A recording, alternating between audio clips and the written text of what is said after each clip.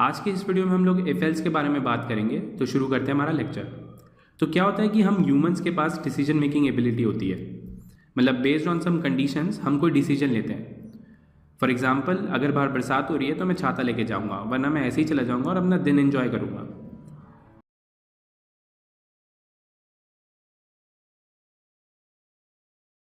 हम वहाँ पे इफ एल्स का यूज़ करेंगे।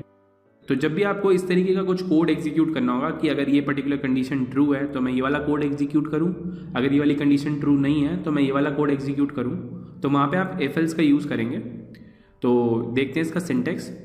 तो यहाँ पे आप देख सकते हैं इफ़ लिखेंगे हम पहले और उसके बाद अपनी कंडीशन लिखेंगे, मतलब जो भी आपकी कंडीशन है।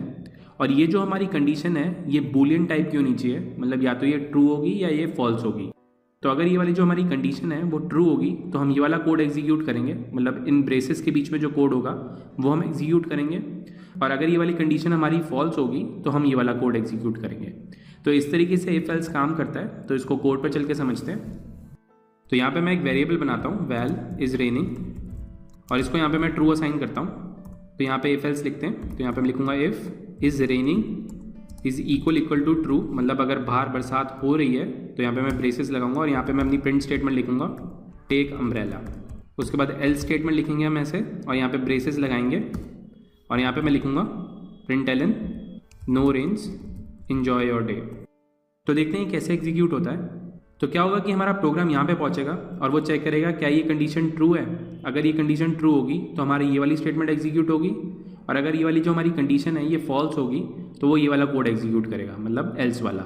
अब क्योंकि ये इज रेनिंग वाला जो वेरिएबल है ये ट्रू है तो ये वाली कंडीशन हमारी ट्रू हो जाएगी, क्योंकि true is equal to true. तो हमारा ये वाला कोड एग्जीक्यूट होगा। तो इसको रन करके टेस्ट करते हैं। तो यहाँ पे आप आउटपुट देख सकते हैं टेक अम्ब्रेला। अब क्या होता है, ये जो कंडीशन होती है ये बूलियन टाइप की होती है, या तो ये ट्रू होगी या ये फॉल्स होगी। और ये वाला जो हमारा वेरिएबल है ये भी बूलियन टाइप का है। तो इसको हम इस तरीके से भी लिख सकते हैं। तो देखते हैं इसको रन करके। तो यहाँ पे आप देख सकते हैं सेम आउटपुट आया है। तो अगर मैं इस वाले वेरिएबल को फॉल्स कर देता हूँ तो उसके बाद रन करके टेस्ट करते हैं। तो यहाँ पे आप देख सकते हैं no rains enjoy your day. तो इस तरीके से ये इफ एल्स काम करता है। एक और एग्जांपल देखते हैं। तो यहाँ पे मैं दो वेरिएबल लेता हूँ, वैल x इक्वल टू 10 और यहाँ पे दूसरा वेरिएबल लेता हूँ वैल y इक्वल टू 11। तो सपोज अब मुझे यहाँ पे चेक करना है कि इन दोनों वेरिएबल्स में से कौन सा बड़ा है। तो यहाँ पे मैं लिखूंगा if x is greater than y। तो यहाँ पे मैं प्रिंट करूँगा print L N x is greater than y। तो उसके बाद यहाँ पे मैं एल्स स्टेटमेंट लिखता हूँ। अब यहाँ पे तीन पॉसिबल कंडीशन हो सकती हैं, या तो x जो है हमारा वो y से बड़ा होगा, या फिर x जो है वो लेस देन y होगा, या x जो है वो y के बराबर होगा। तो ये तीन पॉसिबल कंडीशंस हो सकती हैं। तो यहाँ पे मैं एल्स में लिखूंगा print L N x is less than y और इक्वल टू y। तो इसको रन करके टेस्ट करते हैं क्या आउटपुट आता है। तो यहाँ पे आप आउटपुट देख सकते हैं x is less than y और इक्वल टू y। अब सपोज मुझे एग्जैक्टली आइडेंटिफाई करना है क्या x जो है वो y के बराबर है या उससे छोटा है। तो यहाँ पे हम इस तरीके से कोड लिखेंगे if x is less than y। तो इस मैसेज को मैं यहाँ से चेंज कर दूंगा x is less than y, और इस वाले इफ़ के लिए हम एक और एल्स लिख देंगे। यहाँ पे प्रिंट एलन लिखूंगा यहाँ पे मैं, और यहाँ पे मैं लिखूंगा x is equal to y। तो इसको रन करते हैं। तो यहाँ पे आप देख सकते हैं output x is less than y है। अगर मैं इन दोनों को यहाँ पे बराबर कर देता हूँ तो देखते हैं कैसे रन होता है ये। तो इसको रन करते हैं। तो यहाँ पे आप आउटपुट देख सकते हैं x is equal to y। तो ये वाला जो हमारा प्रोग्राम है वो कुछ इस तरीके से चला है। वो सबसे पहले यहाँ पे पहुँचा, उसने चेक किया क्या x is greater than y। उसने कहा नहीं, x जो है वो y से बड़ा नहीं है, तो वो यहाँ पे पहुँचा। उसके बाद उसने चेक किया क्या x जो है वो y से छोटा है, तो उसने कहा नहीं, x जो है वो y से छोटा भी नहीं है। तो उसके बाद वो यहाँ पे पहुँच गया। तो यहाँ पे हमारी कोई कंडीशन नहीं है तो उसने ये प्रिंट कर दिया। तो इस तरीके से आप मल्टीपल कंडीशंस ऐड कर सकते हो अपने इफ एल्स के अंदर। तो इफ एल्स का एक और वेरिएशन देखते हैं जो सिर्फ कॉटलिन में अवेलेबल है। तो इसको मैं यहाँ से रिमूव कर देता हूँ। तो अगर आप यहाँ पे ध्यान से देखें तो हम लोग इन तीनों के अंदर प्रिंट ही कर रहे हैं, मतलब जो हमारा रिजल्ट है, जो हमारा आउटपुट है, उसको हम प्रिंट कर रहे हैं। तो कॉटलिन के अंदर हम इफ एल्स को एज एन एक्सप्रेशन भी यूज़ कर सकते हैं। तो देखते हैं इसका क्या मतलब है। तो यहाँ पे मैं एक वेरिएबल बनाता हूँ वैल रिजल्ट इक्वल टू, और यहाँ पे मैं इस इफ़ को असाइन कर दूंगा यहाँ पे, और इन सबसे मैं ये प्रिंट की स्टेटमेंट हटा दूंगा यहाँ से। तो इस तरीके से भी हम लोग इफ एल्स का यूज़ कर सकते हैं।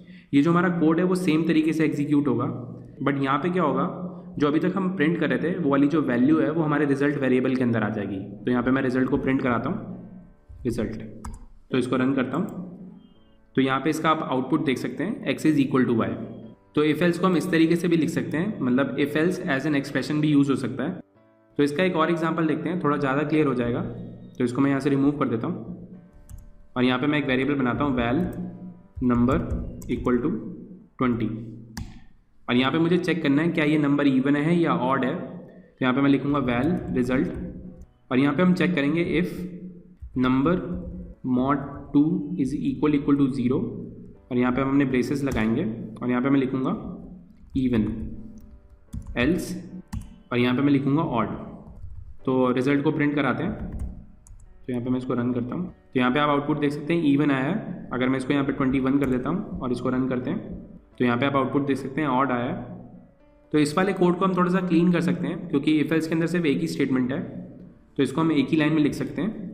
तो ये सारे ब्रेसेस को मैं यहाँ से रिमूव कर देता हूँ और इस वाले कोड को हम पूरा सिंगल लाइन में लिख सकते हैं। तो इस वाले कोड को आप इस तरीके से भी लिख सकते हैं। तो इसको मैं रन करता हूँ, देखते हैं सेम आउटपुट आना चाहिए। तो यहाँ पे आप आउटपुट देख सकते हैं ऑड ही आया है। तो इस तरीके से हम इफ एल्स को एज एन एक्सप्रेशन भी यूज़ कर सकते हैं कॉटलिन के अंदर। तो अगर आप किसी और प्रोग्रामिंग लैंग्वेज को जानते हैं तो कॉटलिन के अंदर टर्नरी ऑपरेटर नहीं होता है, उसकी जगह हम इस तरीके से कोड लिखते हैं।